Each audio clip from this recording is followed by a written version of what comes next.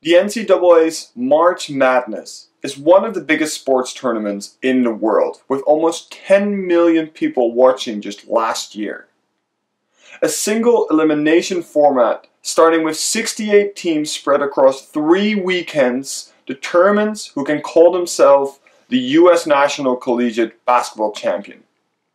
One slip up can mean you're out, and all the hard work you put in for an entire season is gone within one match.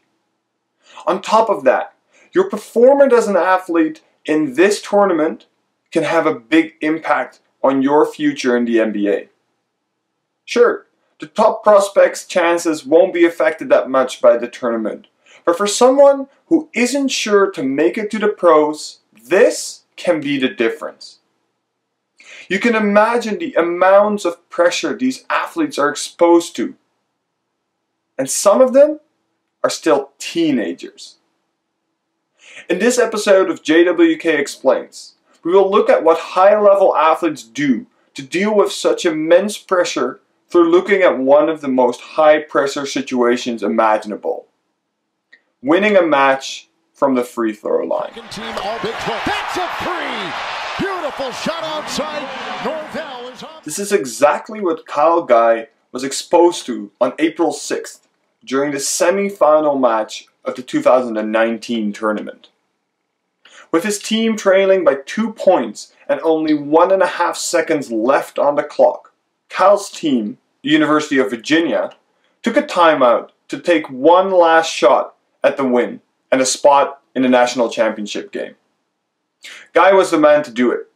He got the ball in the corner and with only 1 second remaining, takes a shot and he misses. Game over. Except for that the referee calls a foul. Now whether it was a foul or not is another debate, but it got called. And Virginia gets 3 tries from the free throw line. Guy goes to the line and needs 2 points to tie the game and 3 to win it. 1 in, 2 in, and 3 in. Virginia wins. Guy makes them seem like ordinary practice shots, and his team jump around and celebrate this amazing win. So how was Kyle able to deal with this kind of pressure? To understand that, we look at the Cognitive Motivational Relational Theory, or CMRT. Basically, this theory says that pressure is a combination between how stressful an athlete thinks a certain situation is, this is called the primary appraisal, and whether an athlete feels that he or she has the necessary tools to deal with that situation and the possible outcome of that situation. This is called the secondary appraisal. So let's have a look at Kyle's situation and see what his appraisals are like. If we look at the circumstances surrounding this shot, we can see many factors that make this a stressful event. Most noticeably, the expectation of performance from himself, his team, his coach, and his fans are extremely high. He was the man to make these shots. But also, the significance of the events and the possible effects on his self-image are very big. He can walk away the hero or be that athlete that cost them a shot at the national championship. And that's not even taking into account what further effects these shots could have on the rest of his career. However, there's one very important factor that makes this a less stressful event than it might seem: the task. You see, in basketball, the free throw is a closed-loop skill that athletes practice thousands of times, and most of them have a fairly high success rate. For instance, Guy hits about 83% of his shots.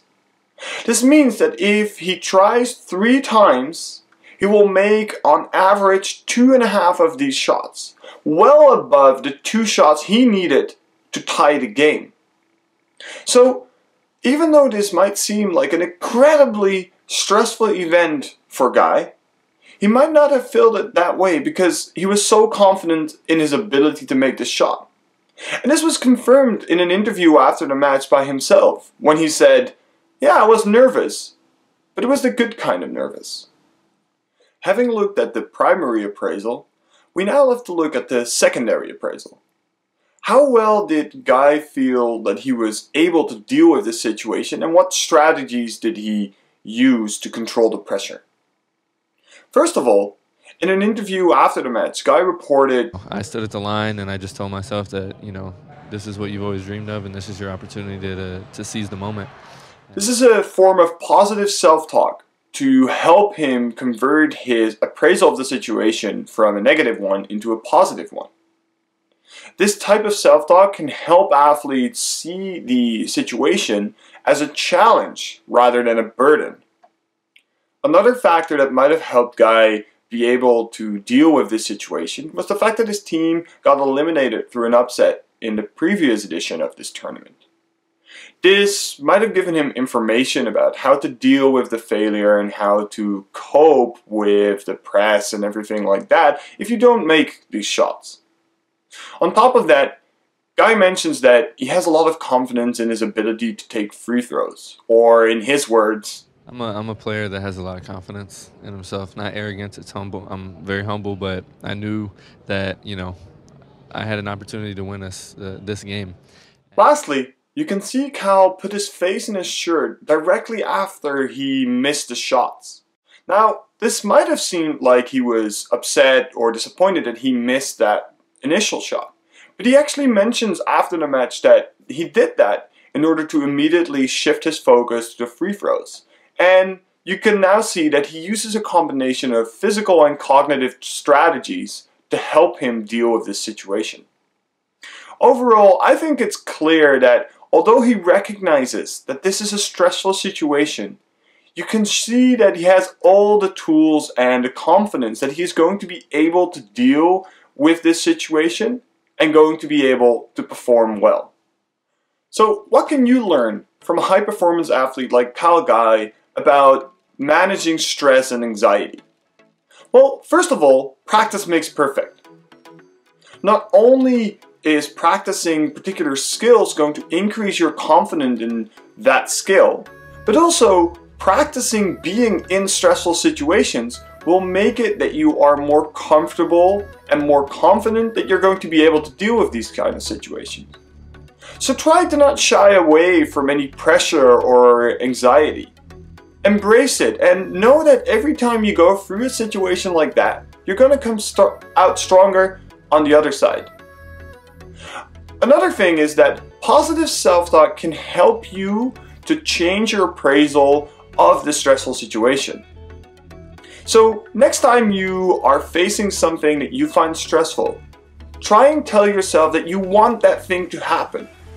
Whether you are a volleyball player that tells him or herself that you want to get served at next time, or you're a long distance runner that says that you want to go to that pain threshold, or maybe you're a student that tells him or herself that you want to be picked for that class presentation. Positive self-talk cannot take away that you think a situation is stressful. However, it can change your appraisal from it being a burden or something that you are scared of to seeing something as a challenge. Thank you for watching to this episode of JWK Explains. I hope you have a bit of a better understanding of what elite level athletes do to try and manage and cope with stressful situations, and that you've learned something about how you can use some of these strategies in your own situations. If you enjoyed watching, please make sure to leave a like, a comment, and subscribe to my channel if you want to see more content about mental performance in sport. If you have any questions or concerns or even feedback about these videos, make sure to contact me on all the platforms I'm active at.